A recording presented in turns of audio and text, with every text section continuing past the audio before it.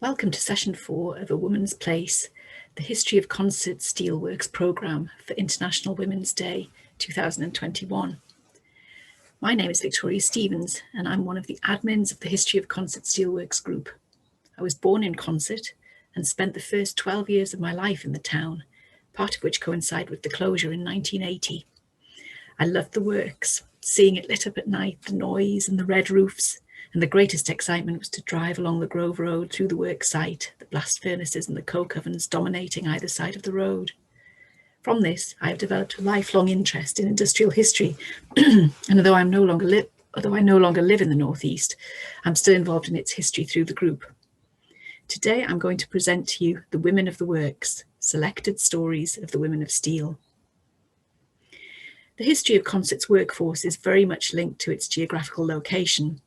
Before the arrival of large-scale iron production, the area supported no more than a few isolated farms and cottages, with limited, small-scale and localised industry, no reliable transport networks, and a reliance on working on the land. The Derwent Iron Company's creation in 1840 changed that, transforming the collection of dwellings known as Conside or Berry Edge into a major industrial centre that dominated the production of steel in the UK and whose impact was felt across the world. The modern town of Consett was effectively built on iron and steel. A single industry town, the developing ironworks acted as a magnet, drawing workers from across the region, the UK, and in particular from Ireland, and giving its relative remoteness, they brought their families with them. Consequently, its population grew from 145 in 1841 to almost 10,000 by the end of the century, men, women, and children. This short paper is concerned with the role that women played in the success of the steel industry in Concert, not only during the two world wars, but consistently through its 140-year history. Of course, women in industry was nothing new in 1840. In the pre-industrial period, women were certainly employed in the industrial economy, but mainly in a domestic setting, maintaining a household to provisioning the family with home-produced goods such as clothing and foodstuffs, such as butter and beer. This changed with the onset of the early Industrial Revolution, when the production of some of these goods was expanded to a more commercial level, such as pieceworking for sale and use outside of the home. It usually involved the whole family and was still very much in a domestic setting. This slide shows the famous Macclesfield workers' houses, with the upper floor having large windows to let in the maximum amount of light for silk weaving. When the Industrial Revolution took hold and some areas of piecework were transferred to mass production through the factory model, women were employed in much higher numbers. Yet unlike some of their previous roles in the domestic industrial setting, their industry was often confined to low-skilled or unskilled jobs with a lower pay structure. Piecework also continued, with women involved in equally low-skilled, sweated jobs from home. These unskilled jobs were subject to the greatest impact of employment insecurity due to changing economic environments. Such work was often repetitive and dangerous, as an inspection report of 1843 on the nearby Shotley Grove paper mill explains. Young girls were found to be working in the rag house, cutting rags from 6:30 a.m. until 6 p.m. 6 days a week, and are paid 6p a day at 9 years of age. They ate their meals in the rag room, with the dust in the air so thick as to cover their food. Coughs and extreme shortness of breath, also torn or cut hands, are commonplace. It goes on to note that despite these difficulties, Shotley Grove Mill was considered to be one of the best ventilated in the area at the time. Heavy and demanding manual work for working class women was the norm. A good example are the bal maidens of the lead mining sites in Weardale and the pit brow lasses of the coal industry, both employed at the mine head to crush large pieces of material with hammers before processing. Here, geography played its part too. In a remote location like Killop, families were required to live on site, and extended family networks lived and worked together to complete the industrial production process. This connection through relatives became increasingly important for single industry locations such as Consett, as we shall discover. The 20th century saw the start of a change in the role of women in the workplace, a change that was brought about largely by the impact of the war on the manufacture and supply of goods from industries with a predominantly traditional male workforce, such as iron and steel. With the majority of the men of working age away fighting and an exponential increase in demand for the heavy industrial skills such as are needed in iron and steel manufacturing for munitions and wartime transport infrastructure, women were able to step up from low-skilled roles and engage in areas of skilled industrial production previously unavailable to them. In a remote location such as Consett, family connections with the works clearly played a part, with many of the women employed during wartime also having relatives who were part of the permanent workforce. Between 1914 and 1918, women's employment rates increased from around 25% of the working age population in 1914 to around 40% of all working age women in 1918. Most notable is the sharp increase in the employment of married women, which accounted for nearly 40% of all women workers by 1918. The employment landscape for women in the Second World War showed a similar picture. From 1941, women were called up for war work, including manual and skilled roles in iron and steel manufacture. At first, only single women aged 20 to 30 were called up, but by mid-1943, almost 90% of single women and 80% of married women were working in factories, on the land, or in the armed forces. It is worth noting that for both war periods, these figures do not include women in the domestic service, so the overall employment levels of women were certainly considerably higher. After the First World War, many returning servicemen reclaimed the available jobs, and the numbers of women workers, particularly in heavy industry, declined. In the turbulent, immediate post-war period, which saw a time of deep recession leading to the general strike in 1929, employment opportunities all evaporated. With few available jobs, women were not only excluded from their previous roles, but vilified in the press for taking up ex-servicemen's jobs. This, and inequalities in benefit and employment rights, only served to force women back towards domestic service or lower-skilled sweated industries based around the home.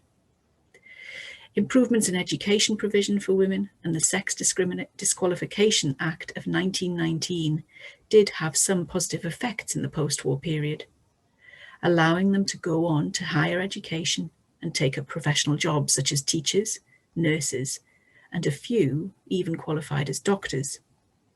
But this was mainly available to a small cross-section of predominantly middle-class women, and the effects on less affluent women workers was less transformative. After the Second World War, the preponderance of domestic service as the main employment opportunity for women started to be replaced by administrative roles. The increase in female civil servants mirrored the situation across the wider economy, however, with women employed mostly as clerical and administrative grades, rather than the technical and professional jobs which were still dominated by men. Equality of pay was going to take a while longer, however. It was not until the 1970 Equal Pay Act that the basis for a level playing field was established for men and women's remuneration. 50 years on, the gender pay gap is still on average 17%. The working lives of two women who were employed by Consett Iron Company mirror this 20th century national employment picture: Teresa Roberts and Edith Riley. Teresa Roberts was born in 1921 of Irish descent. Married in 1950 to James Roberts, who worked in the teaming bay at the works, she went on to have 3 sons: the elder two of whom worked at CIC, Concert Iron Company. Their family life is described by their eldest son, James, Jim Roberts, as being centred around a hard-working, honest, loving, Catholic, socialist, Irish, Scottish, Welsh home. The Roberts family is linked to the works from the start to finish. James Roberts Sr.'s great-grandfather brought the family to Concert from a steel-making community in Flintshire in Wales in the mid-19th century. As with so many Concert families, children followed parents into the works, with Jim's brother Brian also employed in the teaming bay, and Jim himself being an apprentice to fitter and turner in the billet mill in the mid to late 1970s. Employed in Black Hill Laundry immediately from school, Teresa's initial contact with the works coincided with the Second World War, where she was employed in the blast furnace bottom in the production of pig iron. This was heavy manual work, but also required technical and physical skills, and according to Jim, was an area that saw the employment of a lot of women of Irish descent. Following the general pattern of women's employment in the post-war period that has already been outlined, Teresa returned to the laundry after the war. She continued in similar domestic and caring roles, first at the Richard Murray Maternity Hospital, and then as an auxiliary nurse at Shotley Bridge Hospital. However, her second role in the history of the Concert Iron Company was as an ardent campaigner against closure in 1979 and 1980, mobilising and coordinating action and registering her protest at the potential risk to her family and her community's way of life. Edith Riley's story was slightly different, but followed a similar trajectory and mirrors Teresa's working life in many respects. Edith, then Price, was born at Highgate, Benfield Side, in 1919, one of 11 children whom only 7 survived. Edith contracted measles at 9, which damaged her sight, barring her from serving in the armed forces during World War II. Instead, she was employed as a welder, a highly skilled role requiring extensive training, and one which, during a 1955 BBC North interview, she was still able to demonstrate proficiency in 50 years later. After the war, her role as a welder ended, despite her trying to find employment in welding outside of the company. So, like many of the women employed in war work, Edith also went to work as an auxiliary nurse at the Richard Murray Maternity Hospital. She too was involved in activism, showing a strong, intelligent and determined character, just like Teresa, when she campaigned against her reservist and injured husband being sent to Korea in the 1950s.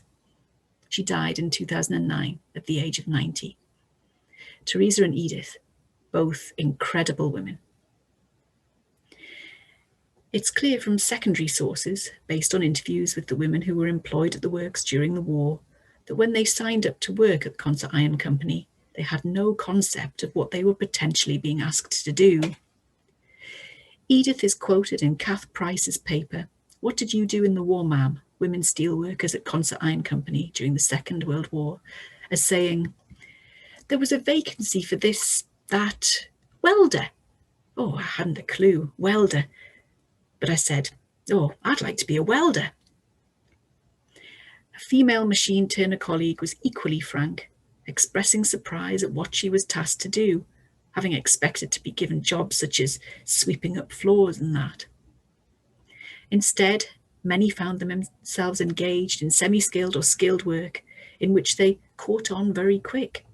And as well as welding and machine operating, women workers included crane drivers, turners and fitters, billet inspectors, section supervisors and drivers. Many of these roles offered positive challenges, a high degree of freedom, and the opportunity to form working relationships that often lasted for a lifetime. Of the 16 women interviewed by Kath Price, 4 were labourers, and the remaining 12 could be classed as undertaking skilled or semi-skilled roles. After the war, things were different. Well, we all had to leave when the men came back. We knew it was only for the war, so many of us got finished at that time. You just had to go on the dole.